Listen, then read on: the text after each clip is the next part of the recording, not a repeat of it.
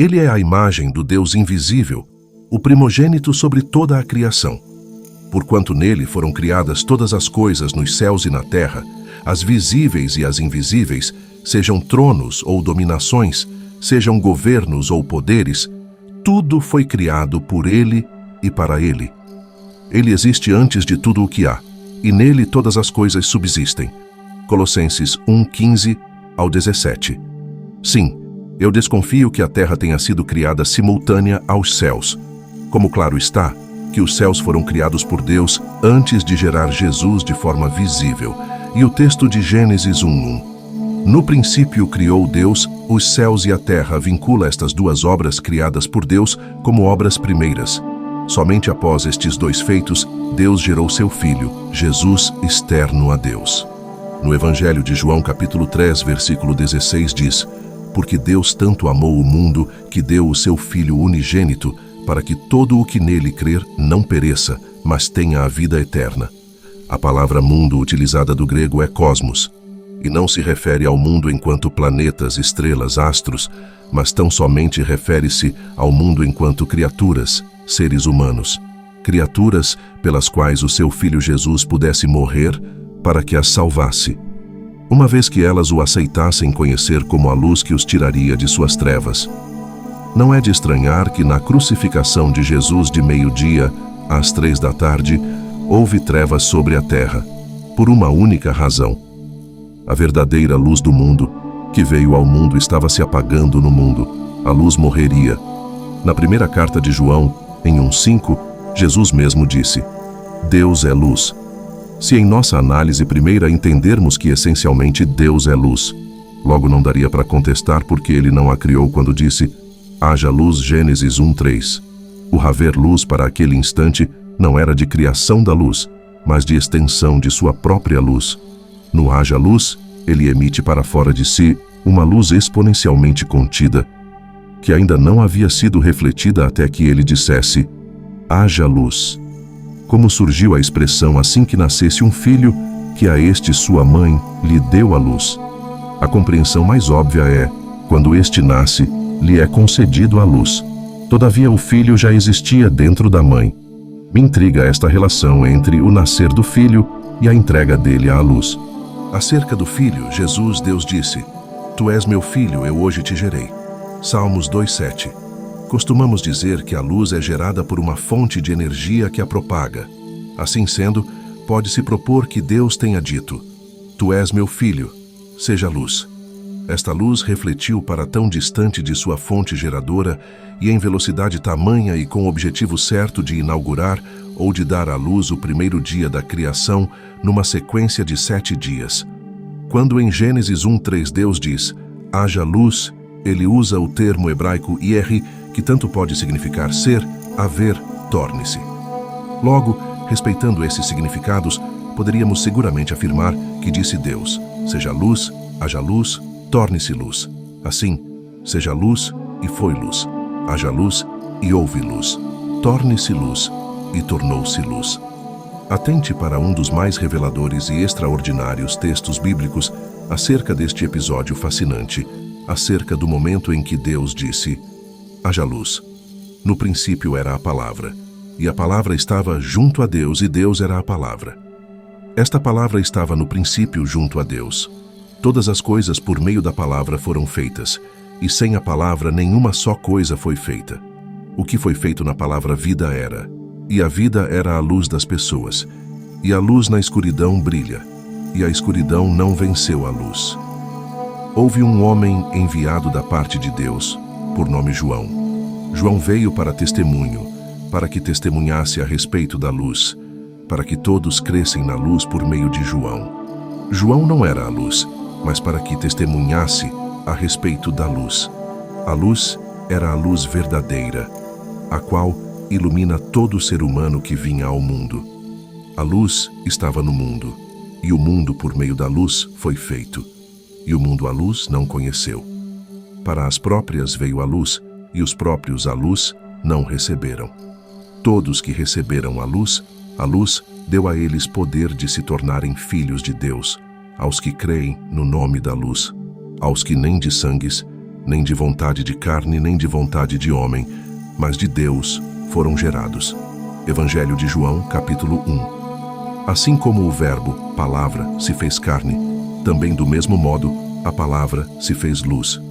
Por isso em Hebreus 1:6 é dito: quando e outra vez introduz o primogênito no mundo, introduzir o primogênito outra vez no mundo em carne e de nascimento humano, senão que enquanto palavra, verbo, o filho ainda não era externo ao pai, mas quando primeira vez o pai diz: haja luz, nesse instante a palavra, verbo, filho, ganha aparência externa ao pai. O Filho de Deus, enquanto palavra, verbo, era já a personalidade consciente dentro do Pai. Por isso, enquanto Deus criava céus e terra, era nele que o Pai criava, pois ele não era apenas uma palavra, verbo, conjugável, mas ele era a palavra viva e eficaz. Ele era já a palavra pessoa, indivíduo, com todas as características intelectivas e divinas do Filho de Deus, porém, dentro do Pai. Não dá para imaginar que Jesus era a palavra inanimada de Deus, em quem Deus criava os céus e a terra. O Filho era já a palavra viva e consciente dentro do Pai. Para que Jesus fosse o Verbo, a palavra criadora de Deus, ele teria que primeiramente, antes de ter forma exterior, que pudesse se assentar no trono, ao lado direito de Deus, ele teria que ser a palavra criadora de Deus, sem a forma que tem sobre o trono. Teria que ser a palavra na boca de Deus enquanto criava os céus e a terra. João descreve no capítulo 1, versículo 10, que ele, a luz, estava no mundo. Em Gênesis 1:3, o primeiro dia da criação começou com o haja luz. O mundo foi feito por ele, e o mundo não o conheceu. Os céus e a terra foram criados por Deus, valendo-se de sua palavra criadora. Esta palavra criadora era Jesus, a luz acerca da qual Deus disse em Gênesis 1:3, haja luz. Quando a luz veio ao mundo em Gênesis 1:3, o mundo ainda não o havia conhecido a luz, pois ainda a terra estava imersa em águas escuras e profundas. Somente no versículo 10, a terra aparece para ter acesso à luz no dia terceiro da criação. Ou seja, quando a luz se apresentou, a terra não a conheceu, pois não compareceu para o encontro com a luz. Salmo 33:6 é dito que: pela palavra do Senhor foram feitos os céus, e todo o exército deles pelo espírito de sua boca. E no Salmo 33:9 é dito: porque falou e foi feito, mandou e logo apareceu. Se no momento da criação, Deus se valia do espírito de sua boca, identifico que esse espírito seja o próprio Jesus, filho ainda interno ao Pai. Ora, se tudo foi criado nele, em Jesus, e enquanto criava, Deus se valia da palavra, verbo, e ao mesmo tempo em sua boca, enquanto criava os exércitos dos céus, que são os anjos, ele se valia do espírito de sua boca. Não teria como o espírito de sua boca não ser a mesma pessoa que a palavra de sua boca enquanto criava, considerando que todas as coisas foram criadas em Jesus. Consideremos assim, Jesus teve duas fases de existência. Na primeira fase, ele era a palavra, verbo dentro da boca do Deus eterno. Na segunda fase, quando Deus disse: haja luz, Jesus era a lâmpada de Deus.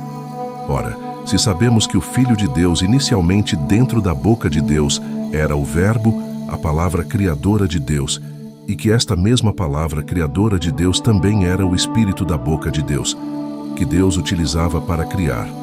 Logo, entendemos que quando Deus diz: haja luz, esta palavra e este Espírito que sabemos ser Jesus, logo essa palavra, o Verbo e este Espírito, ao se tornarem externo à boca de Deus, ganhou aparência de luz.